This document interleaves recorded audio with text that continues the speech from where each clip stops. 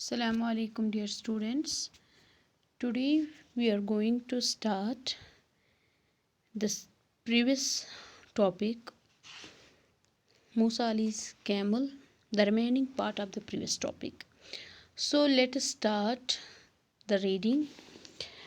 First of all, हमें जो ऊँट की डिस्क्रिप्शन यहाँ पे दी गई है, उसकी लेंथ क्या है, हाइट क्या होती है इस कैमल की, 10 feet height, 7 feet and weight उसका एट लीस्ट होता है 1500 पाउंड्स।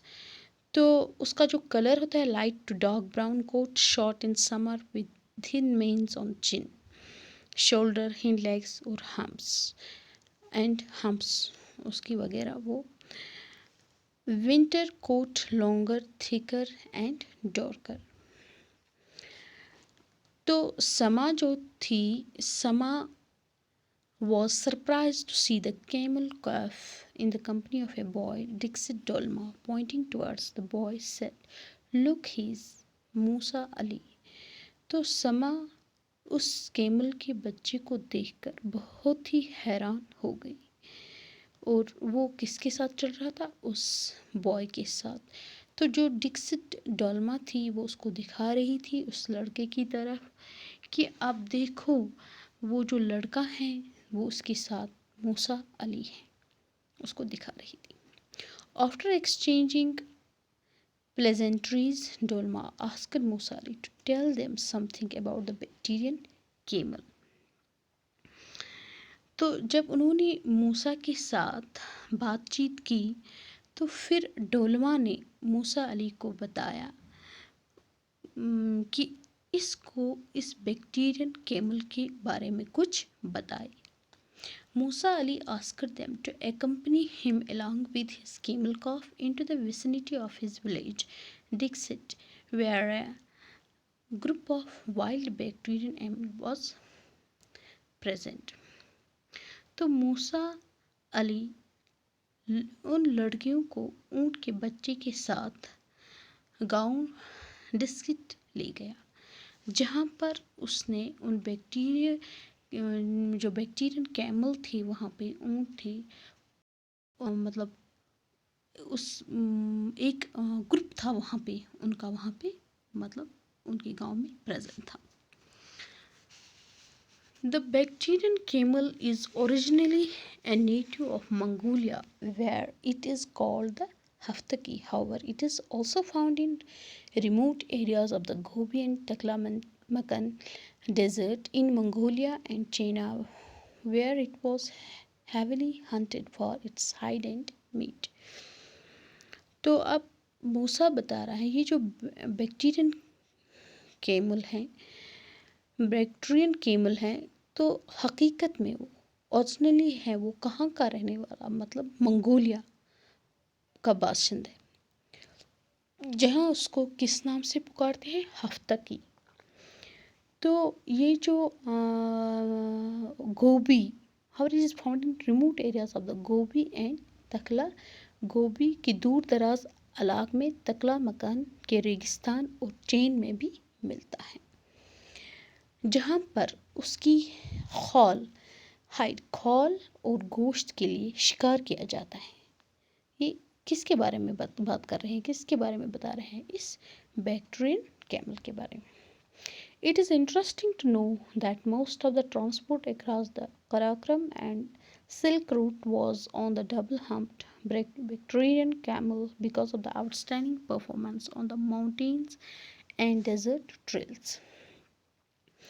ये जो कराक्रम है, ये आपको मतलब ये बहुत ही उसमें आपको दिलचस्पी होगी जानना कि ये जो कराक्रम और सिल्क रूट की जो आर पार जो ट्रांसपोर्ट चल रहा है, इसके लिए इसको इस्तेमाल किया जाता है। किसको? बैक्टीरियन कैमल को, क्योंकि उसको ये डबल हम्प है, उसको जो ऊपर से वो मतलब हम्प होते हैं वो डबल हैं। एक तो कैमल जिसको एक ही होता है वो पीछे से, लेकिन इसको डबल है, क्यों?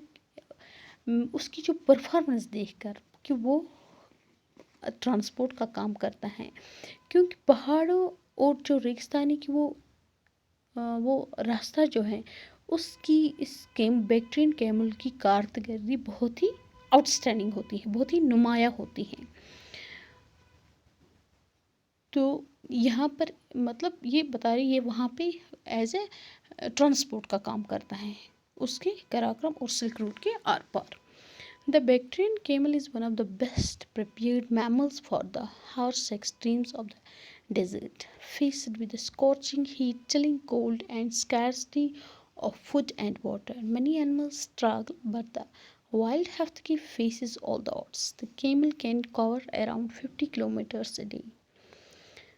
ये जो बैक्टीरियन कैमल हैं ये इस डेजर्ट के मतलब इर्द गिर्द ये जो वहाँ का जो मतलब हार्श टेम्परेचर वो टेम्परेचर जो वहाँ पे रेगिस्तान में होता है तो वो इसको अच्छे से क्या बर्दाश्त कर सकता है, क्योंकि वहाँ बहुत ज़्यादा गर्मी होती है, स्कॉर्चिंग जो इंसान जो मतलब एक बर्दाश्त नहीं करता, बहुत ही extremely hot. Scorching means here extremely hot, बहुत ही गर्मी होती है, बहुत ही गर्मियों का सामना, और सर्दियों में कोल्ड एंड स्कैर्सिटी ऑफ, और सर्दियों में भी बर्दाश्त कर सकता है कौन, ये जंगली हफ्तकी। तो इन मुश्किलात को ये बर्दाश्त कर सकता है। And many struggle by the wild हफ्तफेज, और ये सारा सब कुछ मतलब पानी की किल्लत या जो ये कोशिश वगैरह वगैरह वहाँ पे करता है, ये सब कुछ ये बर्दाश्त करते हैं। कैमल कवर अराउंड 50 किलोमीटर, लगभग ये कैमल जो है दिन में वो 50 किलोमीटर्स मतलब वहाँ मतलब दिन में वो निकाल सकता है, चल सकता है।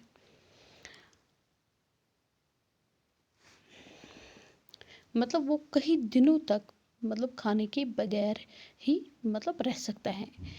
The camel's long, narrow nostril and dense eyelashes efficiently prevent damage from sandstorm. It sweats and urinates little, thus prolong resistance to thirst.